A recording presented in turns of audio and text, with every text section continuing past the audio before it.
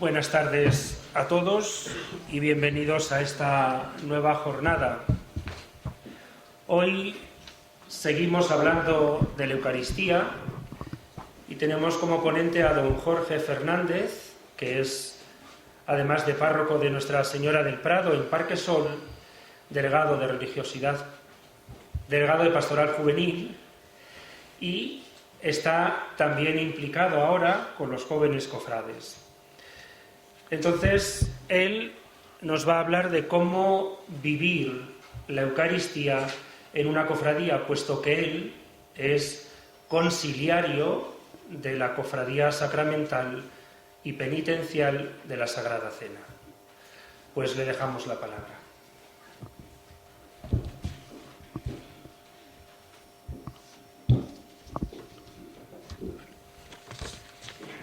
Bien, pues buenas tardes a todos. Quiero agradecer en primer lugar a Manuel, a Manolo, pues esta invitación a dirigiros estas palabras con este título que él me ofrecía: ¿Cómo vivir la Eucaristía en una cofradía?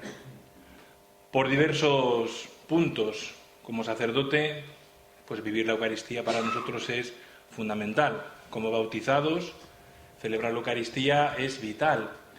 Como conciliario de la Cofradía de la Sagrada Cena, pues ya os digo, ¿no? Entonces, quiero ofreceros una pequeña reflexión sobre la Eucaristía vivida en medio de la cofradía. Vamos a empezar recordando simplemente unas pinceladas sobre lo que es la Eucaristía.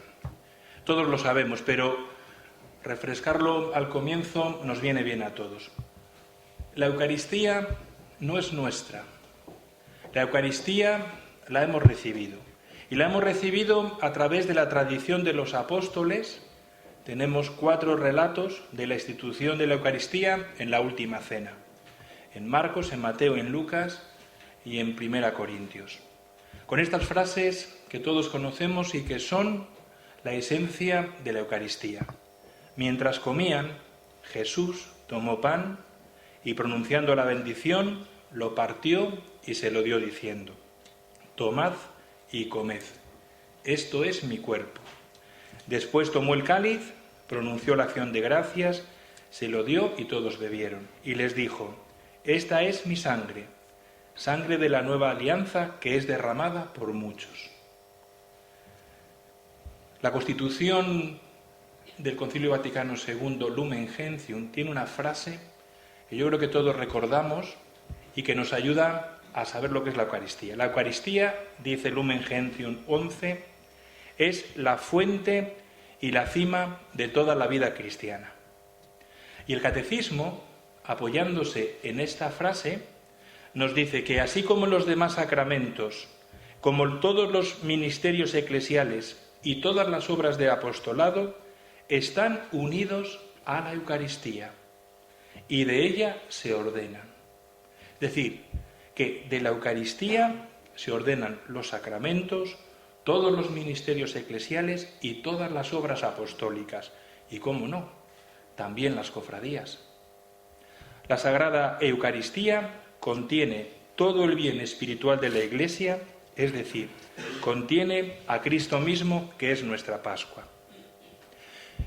En el Catecismo, en el número 1325, se nos dice: la Eucaristía significa y realiza la comunión de vida con Dios y la unidad del pueblo de Dios, por las que la Iglesia es ella misma. Es decir, la Eucaristía es comunión de vida con Dios y es misterio de unidad del pueblo de Dios. Además, en la celebración de la Eucaristía nos unimos ya a la liturgia del cielo y anticipamos la vida eterna, cuando Dios será todo en todos. Termina el número 1327 del Catecismo diciendo: en resumen, la Eucaristía es el compendio y la suma de nuestra fe. Y aquí está la clave, porque la Eucaristía es el sacramento de nuestra fe. Tras la consagración, el sacerdote dice: este es el sacramento de nuestra fe. Todos respondemos: Anunciamos tu muerte, proclamamos tu resurrección. Ven, Señor Jesús. Este es el sacramento de nuestra fe. Este es el misterio de nuestra fe. Esta es la esencia de nuestra fe, la Eucaristía. En el año 2003, el 17 de abril, un Jueves Santo, este día tan reflejado en la vida eucarística, el Jueves Santo, el Papa Juan Pablo II, hoy San Juan Pablo II, en la Basílica de San Pedro, ofreció a la Iglesia una carta encíclica sobre la Eucaristía. La Iglesia vive de la Eucaristía. Es esta. Qué bueno sería que en este año en que estamos celebrando el Congreso Diocesano Eucarístico pudiéramos releer esta carta encíclica de Juan Pablo II sobre la Eucaristía y su relación con la Iglesia, sobre la Eucaristía y su relación con los obispos, con los sacerdotes, con los consagrados, con los fieles laicos. Yo lo que voy a hacer ahora es ofreceros una relectura de algunos números de esta carta encíclica desde la vida de una cofradía, porque esto es lo que se me pedía, la Eucaristía en la vida de una cofradía. Fijaros, el número 1, la primera frase de esta carta encíclica dice: la Iglesia vive de la Eucaristía. Y nosotros podemos entender desde el ámbito cofrade que una cofradía vive de la Eucaristía. Sin Eucaristía no existe vida eclesial, sin Eucaristía no existe una cofradía. ¿Por qué? Porque la Eucaristía es el misterio de la fe. La Iglesia, y por tanto cada cofradía, ha recibido la Eucaristía de Cristo. Lo dije al principio, no la inventamos nosotros. La Eucaristía la recibimos.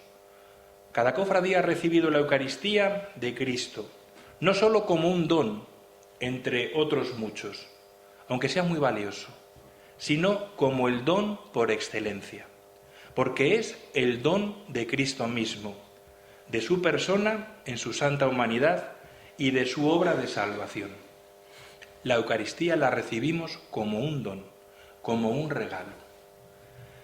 Cuando cada cofradía celebra la Eucaristía, el memorial de la muerte y resurrección de Cristo, se hace realmente presente en esa Eucaristía el acontecimiento central de la salvación y se realiza ahí la obra de nuestra redención.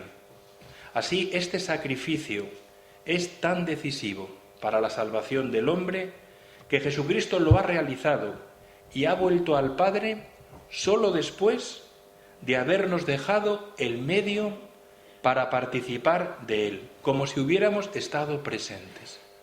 Cristo nos ha dejado la Eucaristía para que participemos del mismo Cristo. De este modo, todo fiel cofrade puede tomar parte en Él, obteniendo innumerables frutos. Y esta fe la hemos ido viviendo a lo largo de los siglos, de generación en generación. ¿Qué más podía hacer Jesús por nosotros? Verdaderamente en la Eucaristía, Cristo nos muestra un amor que llega hasta el extremo, un amor que no conoce medida. ¿Y dónde se fundamenta esta dimensión del amor universal del sacramento eucarístico?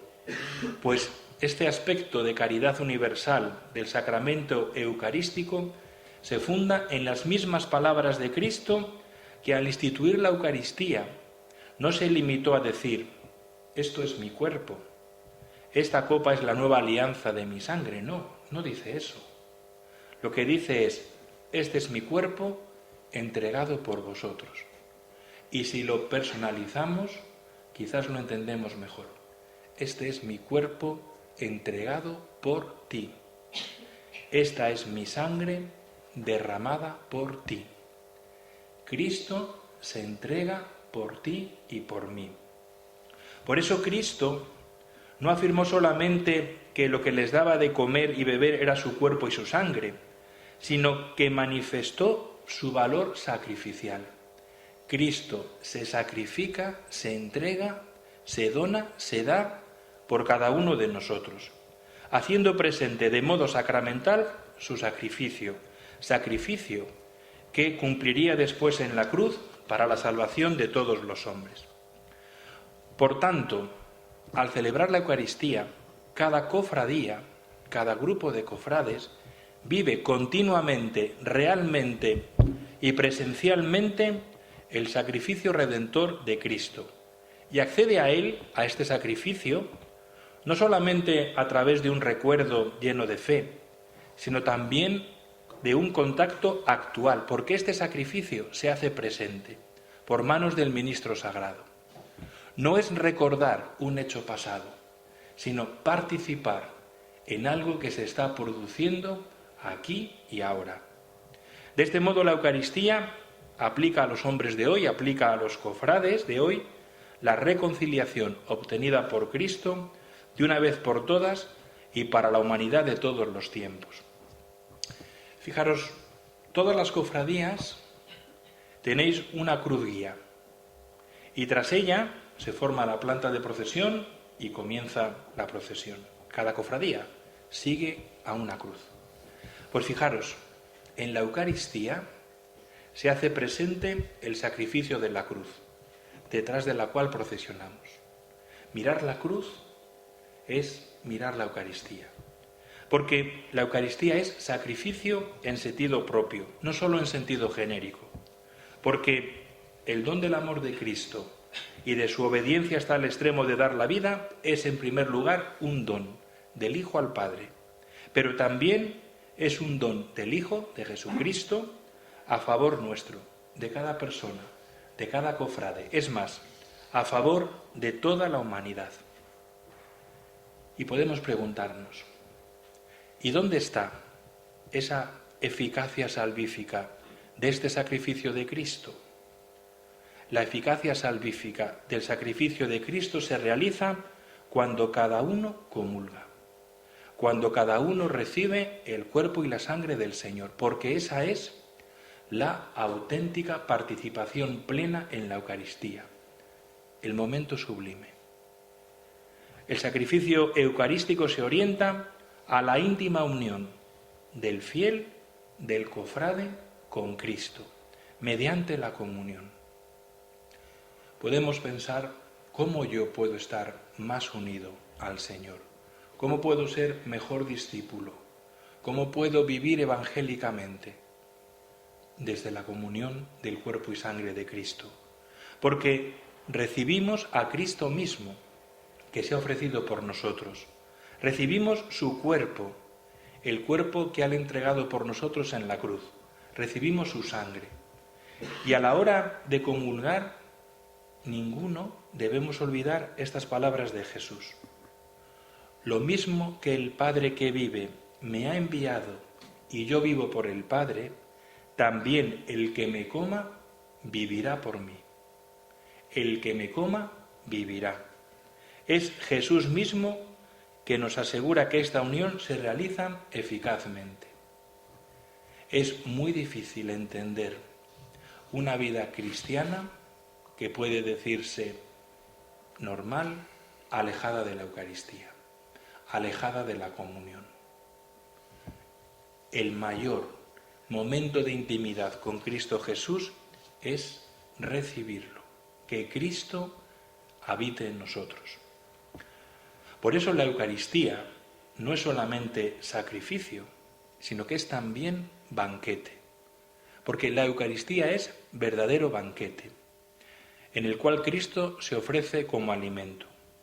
Fijaros, cuando Jesús anuncia por primera vez esta comida, los oyentes se quedan asombrados y confusos, y le obligan a Jesús a recalcar la verdadera verdad objetiva de sus palabras. Y dice Jesús: en verdad os digo, si no coméis la carne del Hijo del Hombre y no bebéis su sangre, no tendréis vida en vosotros.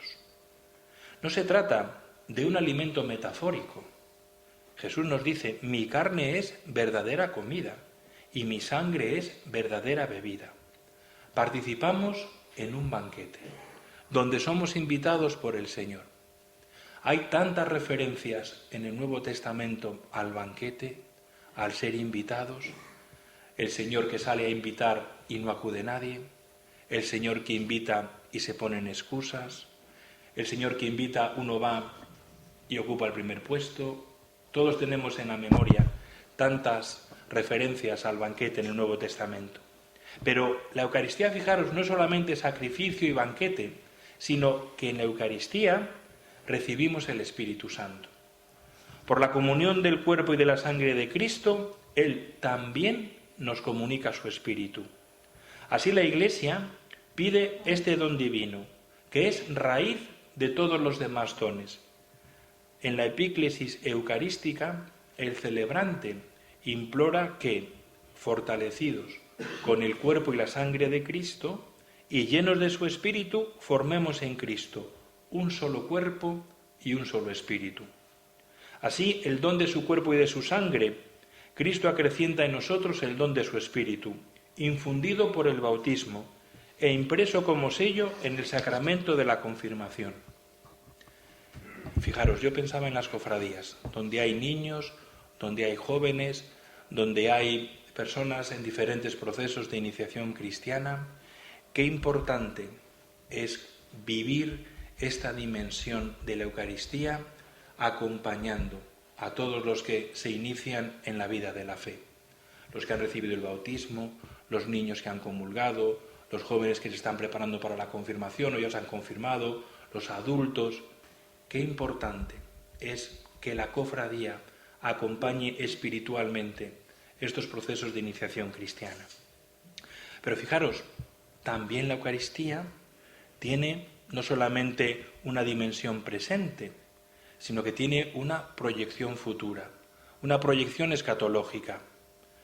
En la aclamación que el pueblo pronuncia después de la consagración, se concluye oportunamente manifestando la proyección escatológica que distingue la celebración eucarística. Hasta que vuelvas. La Eucaristía es tensión hacia la meta. La Eucaristía es pregustar el gozo pleno prometido por Cristo. La Eucaristía es, en cierto sentido, anticipación del paraíso. La Eucaristía es prenda de la gloria futura. En la Eucaristía todo expresa una espera confiada, mientras esperamos la gloriosa venida de nuestro Salvador Jesucristo. Cada cofrade que se alimenta de Cristo en la Eucaristía no tiene que esperar el más allá para recibir la vida eterna. Ya posee la vida eterna en la tierra, como primicia de la plenitud futura, que abarcará al hombre en su totalidad. El cielo, si somos buenos, si somos santos, no empieza cuando nos morimos, sino que empieza aquí. Alguno puede decir, pues yo vivo en un valle de lágrimas todos los días. El cielo empieza aquí. Porque en la Eucaristía recibimos también la garantía de la resurrección corporal al final del mundo. El que come mi carne y bebe mi sangre tiene vida eterna, la tiene ya, y yo le resucitaré en el último día. Con esta frase podemos vencer toda tristeza, todo desaliento, toda fatiga, toda angustia. El que come mi carne y bebe mi sangre, el que comulga, el que participa plenamente de la Eucaristía, ya tiene la vida eterna. Y el Señor le resucitará en el último día. Esta garantía de la resurrección futura proviene de que la carne del Hijo del Hombre, entregada como comida, es su cuerpo en estado glorioso del resucitado. Con la Eucaristía se asimila, por decirlo así, el secreto de la resurrección. Por eso, San Ignacio de Antioquía definía con acierto el pan eucarístico. Y San Ignacio de Antioquía decía que el pan eucarístico es fármaco de inmortalidad, medicina de inmortalidad, antídoto contra la muerte. Esto lo decía San Ignacio de Antioquía hace unos cuantos siglos. Y fijaros, en el año 2003 me parece, no, en el año 2014. En el año 2014 un cardenal, Thomas Spidich, escribe un libro que se titula La Eucaristía, medicina de la inmortalidad, tomando este título de San Ignacio de Antioquía. Y este librito que yo os aconsejo es un libro sobre un comentario a la carta apostólica de Juan Pablo II, Mane Nobiscum Domini, quédate con nosotros, Señor, donde tiene 8 sencillas reflexiones sobre la Eucaristía. Es un libro precioso. La Eucaristía, fármaco de inmortalidad. La Eucaristía, medicina de inmortalidad. Y fijaros, de esta tensión escatológica suscitada por la Eucaristía se expresa y se consolida la comunión con la Iglesia celestial. Luego hablaré de esto. Pero la Eucaristía también edifica la Iglesia. El capítulo 2 de la carta apostólica Iglesia de Eucaristía, de la carta encíclica, nos habla de cómo la Eucaristía edifica la Iglesia. Y podríamos decir cómo la Eucaristía edifica una cofradía. El Concilio Vaticano II ha recordado que la celebración eucarística es el centro del proceso de crecimiento de la Iglesia. La Eucaristía es el centro del proceso de crecimiento de la Iglesia. ¿Y cómo crece? Cuantas veces se celebra en el altar el sacrificio de la cruz, en el que Cristo nuestra Pascua fue inmolado, cada vez que se celebra la Eucaristía se celebra la obra de nuestra redención. Y el sacramento del pan eucarístico significa y al mismo tiempo realiza la unidad de los creyentes que forman un solo cuerpo. La unidad de los creyentes que forman un solo cuerpo. Y una cofradía no es un cuerpo. Yo veo la cantidad de tareas que hay en una cofradía, cada uno hace una cosa. Algunos no hacen nada, también es verdad. Y otros hacen mucho, ¿Cuántas cosas hay que hacer y cuántas cosas hay de qué preocuparse? Formando un cuerpo, cada uno hace una cosa para el bien de todos. Pero claro, eso tiene que estar enraizado en la Eucaristía. La incorporación a Cristo tiene lugar en el bautismo, pero se renueva y se consolida cuando participamos en la Eucaristía.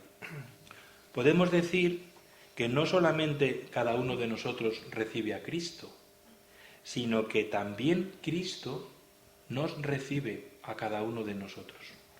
Cristo nos acoge. Y con la comunión eucarística, la Iglesia, la cofradía, consolida su unidad como cuerpo de Cristo. San Pablo se refiere a esta eficacia unificadora de la participación en el banquete eucarístico cuando escribe a los corintios y les dice: ¿y el pan que partimos no es comunión con el cuerpo de Cristo? Porque, aun siendo muchos, un solo pan y un solo cuerpo somos, pues todos participamos de un solo pan. Y San Juan Crisóstomo hace un comentario a este texto precioso, detallado y profundo. Dice San Juan Crisóstomo: ¿qué es en efecto el pan? Es el cuerpo de Cristo. ¿En qué se transforma lo que lo reciben? Lo que lo reciben se transforman en cuerpo de Cristo, pero no muchos cuerpos, sino un solo cuerpo. En efecto, como el pan es solo uno, por más que esté compuesto de muchos granos de trigo y estos se encuentren en él, aunque no se vean, de tal modo que su diversidad desaparece en virtud de su perfecta fusión. De la misma manera, también nosotros estamos unidos recíprocamente unos a otros y todos juntos con Cristo. Y esto no es la Iglesia, y esto no es una cofradía. Fijaros, a la hora de vivir la Eucaristía, en la vida de cada cristiano, en la vida de cada cofrade, yo creo que hay 5 implicaciones fundamentales, 5 dimensiones. La primera tiene que ver con la caridad. El sacramento de la Eucaristía no se puede separar del mandamiento de la caridad, el amor a Dios y el amor al prójimo. No se debe recibir el cuerpo de Cristo y sentirse alejado de los que tienen hambre y sed, de los enfermos, de los que sufren el drama del paro, de los excluidos de la mesa del bienestar. Una Eucaristía que no comporte un ejercicio práctico del amor es fragmentaria por sí misma y además es una incoherencia. porque la Eucaristía es el sacrificio por amor de Cristo, que nos llama a sacrificarnos por amor. Nos dice el Papa Francisco: la Eucaristía, fuente de amor para la vida de la Iglesia, es escuela de caridad y de solidaridad. Quien se nutre del pan de Cristo no puede permanecer indiferente ante aquellos que no tienen el pan cotidiano. Y hoy lo sabemos, es un problema cada vez más grave, nos dice el Papa Francisco. En este sentido, la Eucaristía es fuente de nuestra caridad, como es fuente de toda la vida cristiana. La Eucaristía debe conducir lo mismo a las obras de caridad y de mutua ayuda de unos para con otros, que es la acción misional. El Papa Francisco ha denunciado con frecuencia la indiferencia como uno de los grandes males de nuestro tiempo. El olvido de Dios y de los hermanos está alcanzando tan hondas dimensiones en la convivencia social que podemos hablar de una globalización de la indiferencia.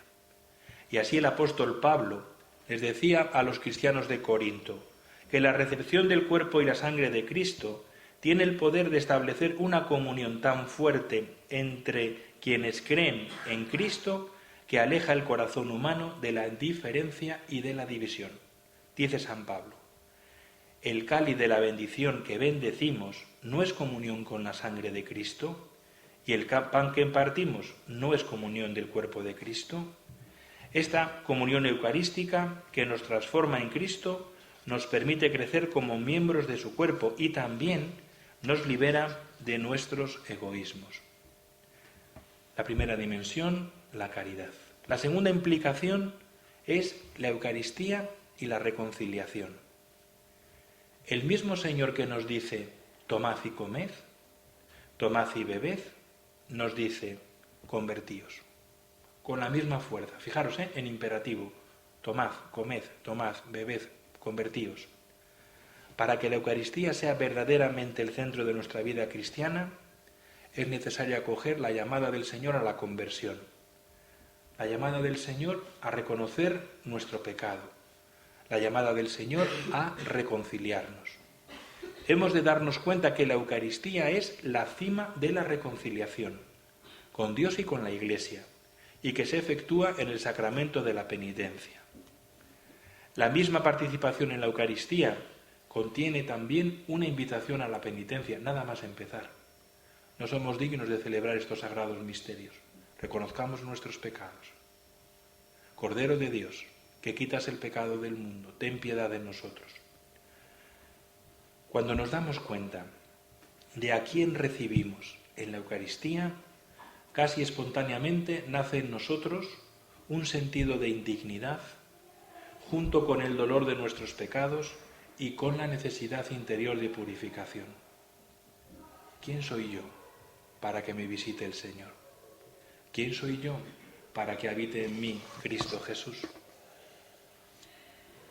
La tercera implicación, lo he dicho un poquito al principio, era la Eucaristía y la comunión. Por la Eucaristía vive, crece y se desarrolla la Iglesia. Por la Eucaristía crece, vive y se desarrolla una cofradía. Porque la Eucaristía es misterio de comunión. En la Eucaristía se restaura la unidad, que trasciende los vínculos familiares, sociales, étnicos, culturales. En la Eucaristía todos somos hambrientos en busca del pan que nos sacia, que es Cristo.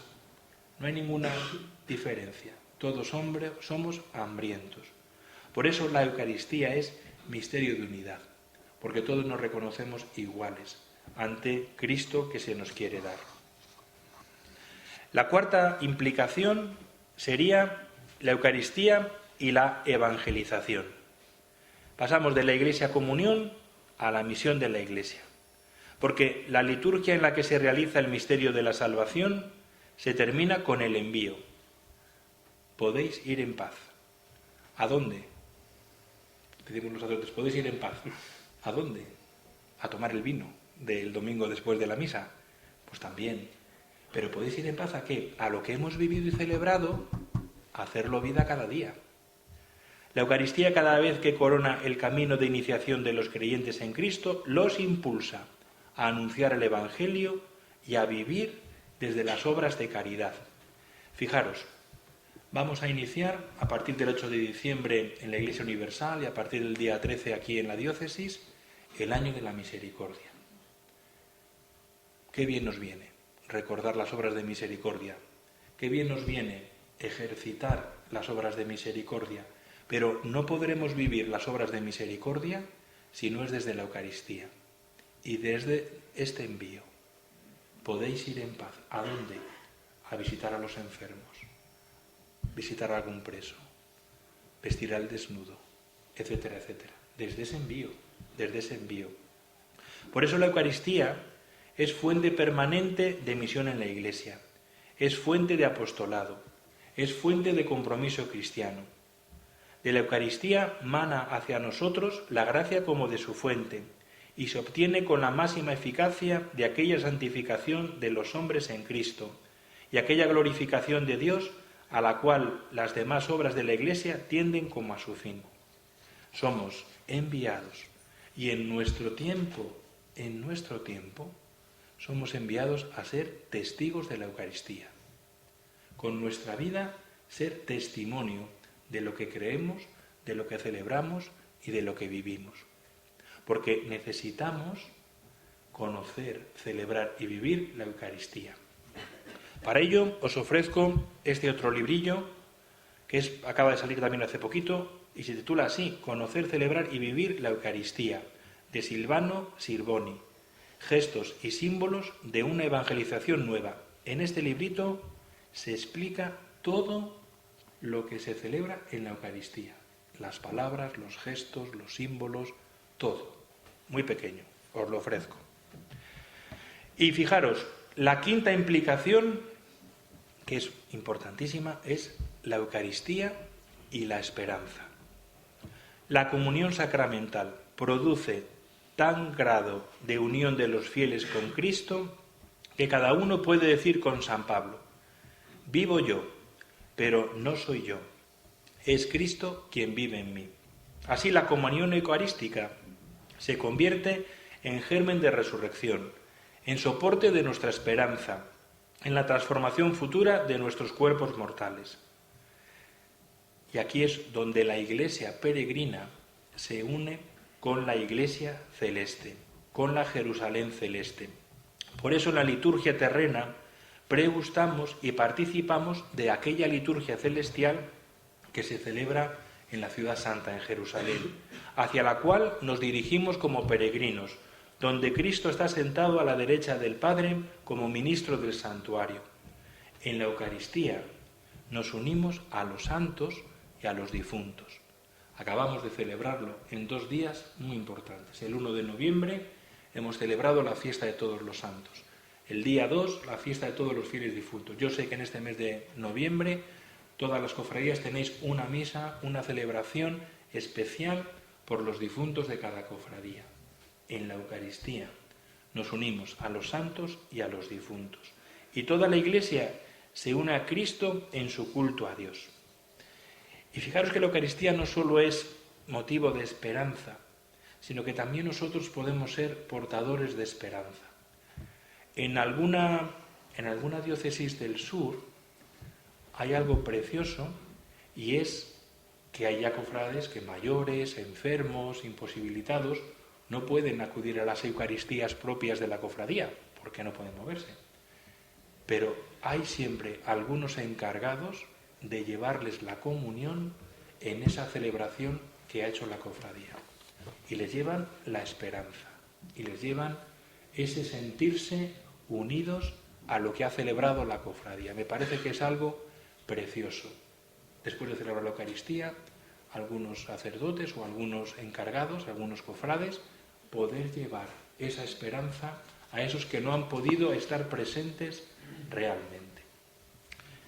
Y termino con una simple anotación a María, como mujer eucarística. María, con toda su vida junto a Cristo, y no solamente en el Calvario, sino durante toda su vida, hizo suya la dimensión sacrificial de la Eucaristía. Cuando María llevó al niño Jesús al templo de Jerusalén para presentarle al Señor, oyó anunciar al anciano Simeón que aquel niño sería señal de contradicción y también que una espada traspasaría su propia alma. Se preanunciaba así el drama del Hijo crucificado y, en cierto modo, se prefiguraba el Stabat Mater de la Virgen al pie de la cruz, preparándose día a día para el Calvario. María vive una especie de Eucaristía anticipada. Fijaros, desde el momento de la Anunciación, ¿qué es María? Un sagrario, el arca de la nueva alianza, porque María tiene dentro de sí el cuerpo real y verdadero de Cristo. María vive una Eucaristía anticipada. Se podría decir una comunión espiritual de deseo y de ofrecimiento que culminará en la unión con su Hijo en la Pasión y se manifestará después, en el periodo pospascual, en su participación en la celebración eucarística, presidida por los apóstoles como memorial de la Pasión.